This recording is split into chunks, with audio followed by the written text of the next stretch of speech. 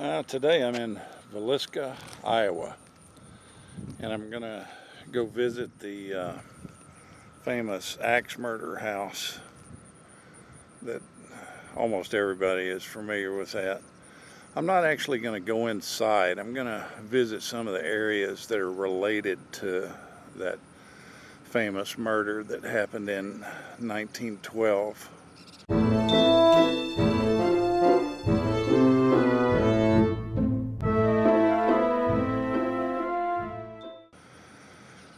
This is actually downtown Villisca, right, that I'm at right now. I'm sure at the turn of the century this was probably a really thriving town. The railroad came through here, and I'm sure it was a busy little place. I don't know what the population was back in 1912 when the murders happened, but there's some old pictures, and you can see this building straight ahead in some of the older pictures.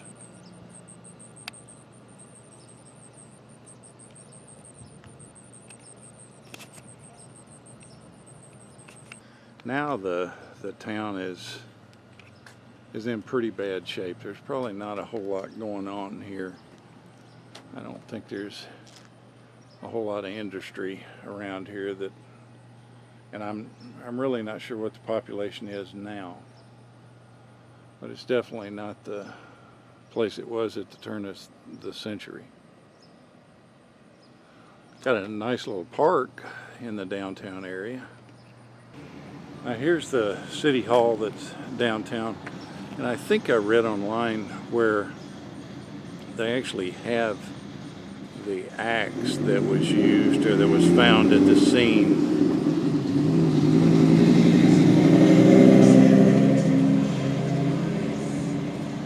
I'm here on a Saturday, so they're not open, but that would be kind of neat to go in and see and film. But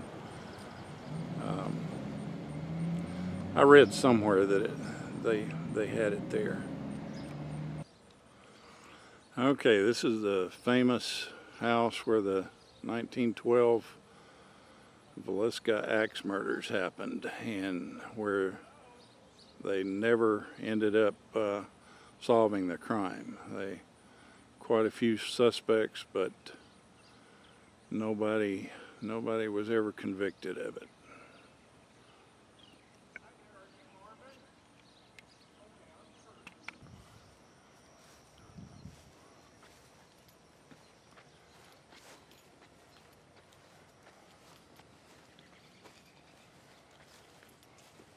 Like I said, I'm not going to go inside today. I think the tours of it don't start until I think 1 o'clock. But this is where it all happened, and I think 6 people were killed, I believe, upstairs, and 2 people were killed in the lower floors. Now, something I found interesting is they brought some bloodhounds in from Omaha, Nebraska, and those bloodhounds followed a scent off this porch, and then I'm going to take you on the trail that they went down. So let's just go and see where all the bloodhounds went. Okay, the bloodhounds jumped off this back porch, and they made a left at this street here,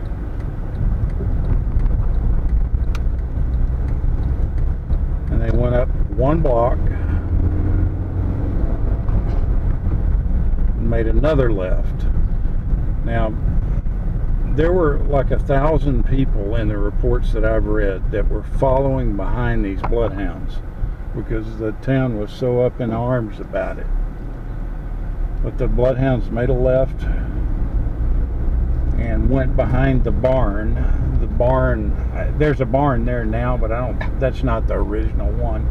But there was a barn back behind there. They went up to this, I guess you would call it a mansion back then, and this was a guy named Jones, and I think he was actually a suspect in having something to do with the murders. And the bloodhounds actually stopped at his house, and this probably was quite the house at the time. But the bloodhounds stopped in front of this house and hesitated, and then they continued on. And they went down a few blocks to 1st Street,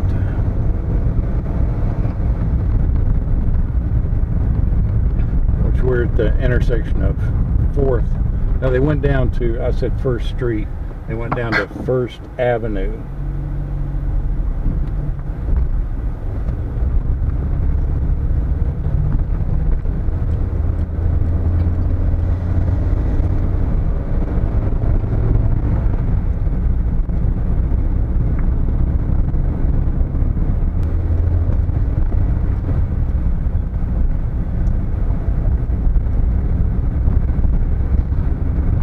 But the bloodhounds and the crowd went all the way down here to 1st Avenue. And this is the next street coming up. And they made a left right here.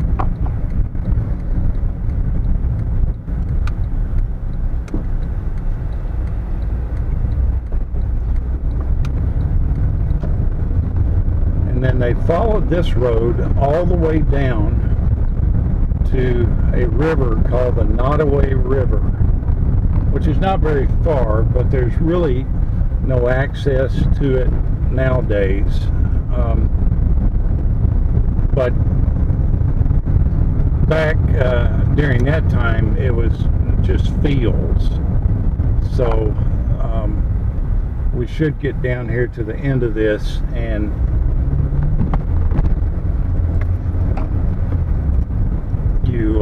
you should see that I think the street dead ends down here, and it looks like it's still fields today, but at that time they scoured the riverbanks and found some old clothing, a blood-soaked handkerchief, a few other personal items. But they didn't really think they were related to the murder. At least the officials didn't. So this is where they would have cut across the field to the Nottoway River.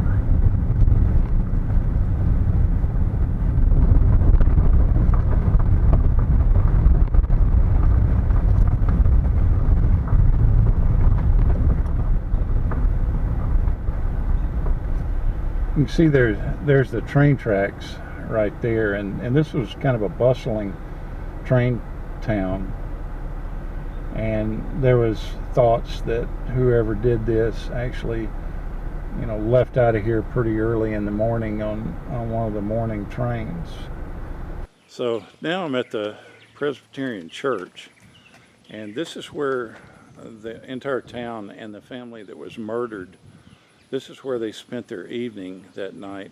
About 8 o'clock, they had a kind of a children's play, or kind of a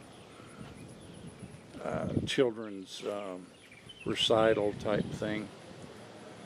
And this is where they spent their evening. And after the recital was over, they walked back to their house, which was down in this direction, just a few blocks, and went to bed and were murdered in the middle of the night. Here's a little better view of it at a distance. I'll enclose some pictures of it that are circa that time. But you can definitely tell looking at it, the bricks on the building are super old. But I think it must still be a functioning church. You can see this church was erected in 1898. And this is probably the door they walked out of when the services were over. And the family went home to retire for the night. Okay, now I'm at the Villisca Cemetery, which is, just probably maybe not even a mile, probably half a mile north of where the actual site of the murders occurred. And we're going to go see the 8 victims' graves. Okay, this is the Moore Monument in Villisca Cemetery, and they're all buried right here. The 4 kids are buried right here. Paul, Arthur, Catherine, Herman, and the mother and father are buried here on the end. JB and Sarah. And this is where they were laid to rest. And then if you go right over here, you can see the 2 girls that were visiting that night. They're buried right here. And this is Lena and Ina, I guess is how you say it. And they just happened to be at that house that night and ended up getting murdered too. So their last name is Stillinger.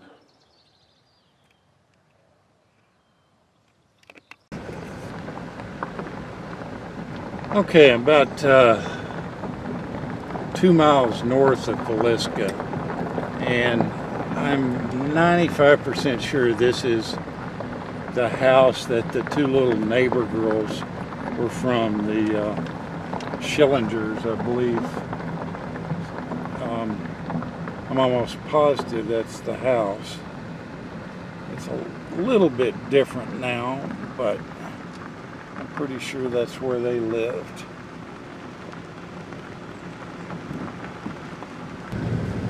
As I looked at that even more, I was able to match a lot of the pictures up from old pictures of their house, and that was definitely their house. I encourage you to find the movie that's called Villisca, Living with a Mystery, I think is the name of it. It's a documentary on it. It's about a 2-hour documentary that covers this in real detail, and I really do encourage you to look at that if you're interested in this type stuff. It's just amazing to me that all the, so many people were killed, and nobody was ever convicted of it. So this is Villisca, Iowa. Thank you so much for watching.